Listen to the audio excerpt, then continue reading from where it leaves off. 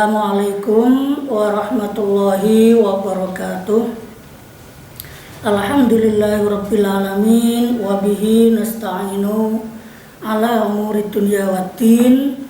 Wassalatu wassalamu ala asyrafil anbiya'i wa imamil mursalin sayyidina wa habibina wa maulana Muhammadin wa ala alihi wa ashabihi ajmain. Rabbi syrah li sadri wa yassir li amri wa hlul 'uqdatam min lisani yafqahu qawli, amma ba'du. Anak-anakku kelas 8, kita jumpa kembali pelajaran hadis salaf. Ya, mari kita kaji bersama-sama. Untuk itu kalian dengarkan baik-baik ya. Mari langsung saja saya bacakan dan dengarkan baik-baik sehingga kalian bisa memahami dan kalian bisa memberikan makna dengan tepat dan jelas. Untuk itu sebelum saya baca, marilah kita bersama-sama juga berdoa ya, agar apa yang telah kita kaji, apa yang telah kita pelajari ini benar-benar memberikan berkah dan manfaat. Alanatus salihah. Al-Fatihah. A'udzubillahi minasyaitonirrajim. Bismillahirrahmanirrahim. Alhamdulillahirabbil alamin arrahmanirrahim maliki yaumiddin. Iyyaka na'budu wa iyyaka nasta'in ihdinas siratal mustaqim siratal ladzina an'amta 'alaihim ghairil maghdubi 'alaihim waladdallin. Amin. Amin ya. Mari dengarkan baik-baik, simak dengan baik dan ya tulislah dengan teliti ya. Ini ya kita teruskan hadis yang keempat ya. Hadis yang keempat. Ya, saya mulai. Bismillahirrahmanirrahim. Wa an Aisyata radhiyallahu anha. Lan hadis saking Sayyidatina Aisyah atau saking Siti Aisyah radhiyallahu anha, qalat hale ngendika sapa Aisyah, ngendikane aktaman nabiyyu zata lailatin bil isya ila akhiri. Aktama manjing wengi ya, masuk waktu malam. An-nabiyyu sapa nabi sallallahu alaihi wasallam. An-nabiyyu sapa nabi sallallahu alaihi wasallam zata lailatin ing dalem siji wengi bil isya'i ing dalem salat isya ya. Zata lailatin ing dalem siji bengi atau siji wengi bil isya'i kelawan salat isya. Hatta dahaba sehingga yento ilang atau entek amatul laili opo akih-akih wengi. Summa kharaja amatul laili opo akih-akih wengi. Summa kharaja mongko nuli miyos utawa mongko nuli metu sapa nabi. Fasala mongko nuli salat sapa Kanjeng Nabi ya, salat isya. Waqala lan ngendika sapa Kanjeng Nabi ing pengendikan innahu la waqtuha. Innahu sak temene aktaman nabi utawa sak temene waktu sing wis bengi ya, waktu wis bengi atau serodok bengi. La waqtuha iku yektine waktune salat isya. Laula an asyuqa lamun ora utawi yen to beratake ingsun ala ummati ing atase umat ingsun, ala ummati ing atase umat ingsun. Ini innahu sak temne wektu bengi atau wektu kang bengi atau atama la waktuha iku yektine wektune salat isya laula an asyuko ya, laula an asyuko lamun ora utawi yento beratake ingsun ala ummati ing atase umat ingsun rawahu wis ngriwayatake ing hadis Muslimun sopo Imam Muslim. Nah, ini dengarkan baik-baik, artinya ya bahwa hadis diriwayatkan oleh Imam Muslim ya. Hadis ini diriwayatkan oleh Imam Muslim dari hadisnya Siti Aisyah atau Sayyidatina Aisyah. Beliau berkata beliau berkata bahwa pada suatu malam Rasulullah itu melakukan sholat isya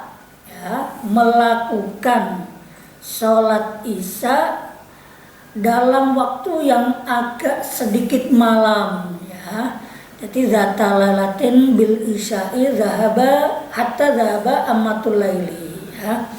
Pada suatu malam ini Rasulullah melaksanakan sholat isya itu ya di waktu malam yang agak sudah malam atau sedikit malam. Summa kharaja, nah ini ya, kemudian Rasul keluar dari rumahnya untuk melakukan sholat isya bersama-sama sahabatnya. Ini pada suatu malam pernah Rasulullah melakukan sholat isya itu pada waktu yang sudah begitu malam. Nah, setelah selesai Rasulullah ini sholat, kemudian beliau bersabda, inilah waktu yang sebenarnya waktu sholat isya. Seumpamanya saja aku tidak memperberat terhadap umatku. Ya, nah, ini berarti jadi waktu isya itu adalah waktu yang sudah sebetulnya agak sedikit malam. Ya, nah dalam hal ini, kata-kata laula an asyqa ala ummati. Kok umpamanya saja saya tidak memperberat terhadap umatku, tentunya saja umatku akan kuperintahkan melaksanakan sholat isya pada waktu itu atau pada waktu yang agak sedikit malam ya. Karena umatku merasa berat dan itu pun akan memberatkan terhadap umat, maka terserah umat ya. Ini ya dilaksanakan pada waktu setelah hilangnya mega merah, karena ketentuan kemarin ya. Jadi batas awal waktu sholat isya adalah setelah hilangnya mega merah hingga sampai pertengahan malam ya, hingga sampai pertengahan malam. Nah ini ya pada suatu ketika ternyata Rasulullah melaksanakan sholat isya. Karena apa? Nah, dalam hadis juga itu juga dijelaskan Rasulullah itu kadang-kadang mengakhirkan dan juga kadang-kadang mendahulukan ya, mengakhirkan sholat isya. Karena apa? Ya itu ya karena waktunya yang sebenarnya waktu sholat isya adalah sholat yang agak sedikit malam. Nah untuk itu dari hadis ini bisa memberikan arti, bisa memberikan jelas ya, memberikan suatu kesimpulan bahwa waktu isya yang sebenarnya adalah waktu yang sudah agak malam ya, bukan dari hilangnya mega merah, tapi waktu yang sebenarnya itu adalah waktu yang sudah agak malam. Nah, bisa dipahami ya. Nah, itu. Kemudian hadis berikutnya, wa an Nabi Hurairah radhiyallahu anhu Lan hadis saking Abi Hurairah radhiyallahu anhu qala hale ngendika sapa Abu Hurairah ngendikane qala Rasulullah us ngendika Rasulullah sapa Rasulullah sallallahu alaihi wasallam. Yang pengendikan ya qala us ngendika Rasulullah sapa Rasulullah sallallahu alaihi wasallam pengendikane ngene utawa pengendikan idza stadda ing dalem nalikane banget ya nalikane banget al harru opo panas fa abritu mongko padha ngademno sira kabeh bisolati kelawan salat atau salat zuhur ya bisolati kelawan salat zuhur utawa ing salat zuhur mergo fa inna syiddatal harri mongko sak temene bangete panas min faihi jahannama iku setengah saking uape neraka jahanam. Mutafakun utawi iki iku disepakati alaihi opo ing atase hadis. Nah, artinya demikian ya. Bisa dipahami ya itu ya.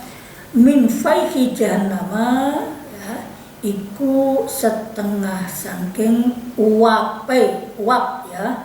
Uape neraka jahanam. Muttafaqun utawi iki iku disepakati alaihi opo ing atase hadis.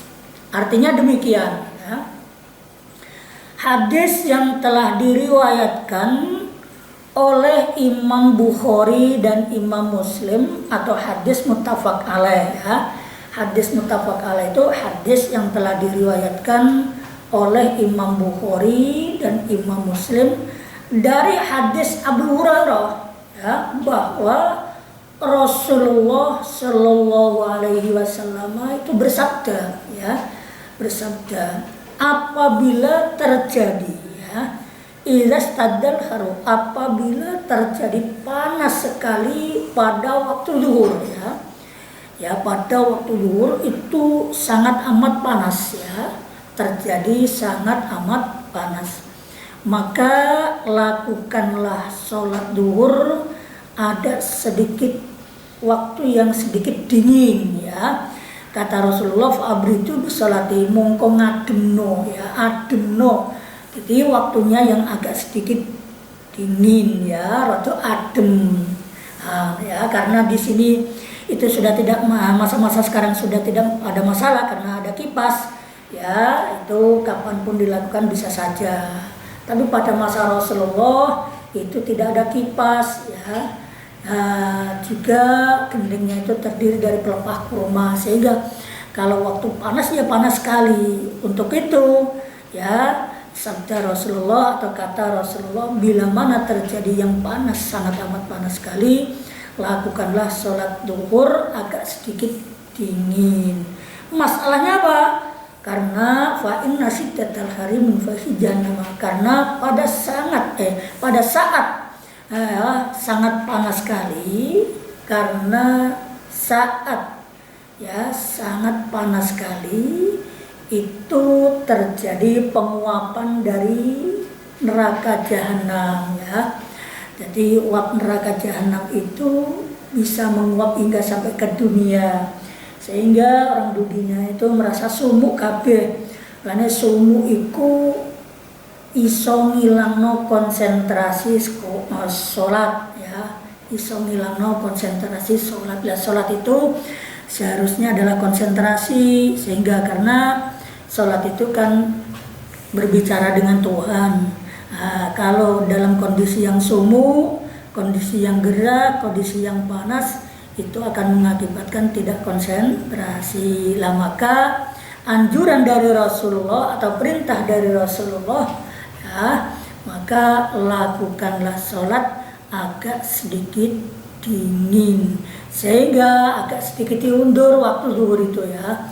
Bila mana terjadi sangat amat panas sekali, ya ini maka lakukanlah sholat zuhur agak sedikit dingin, karena pada waktu yang panas itu jahanam, neraka jahanam telah menguap ya, telah menguap ya, uapnya hingga sampai ke alam dunia. Ini betapa panasnya neraka jahanam itu, uapnya saja seluruh alam ini merasa sumuk, dan bahkan ada yang banyak kematian karena gara-gara panasnya suhu panas ya, suhu panas yang dibarengi suhu panas itu.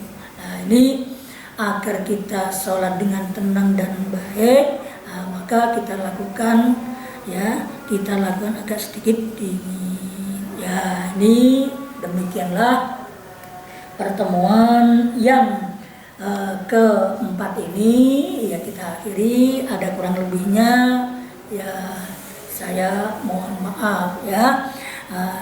Untuk itu bila mana ada kekurangan kepahaman, silahkan Anda untuk menjapri atau menanyakan langsung pada saya atas kekurangan dan ketidakpahaman kalian. Ya sekian dulu, wabillahi taufiq wal hidayah. Assalamualaikum warahmatullahi wabarakatuh.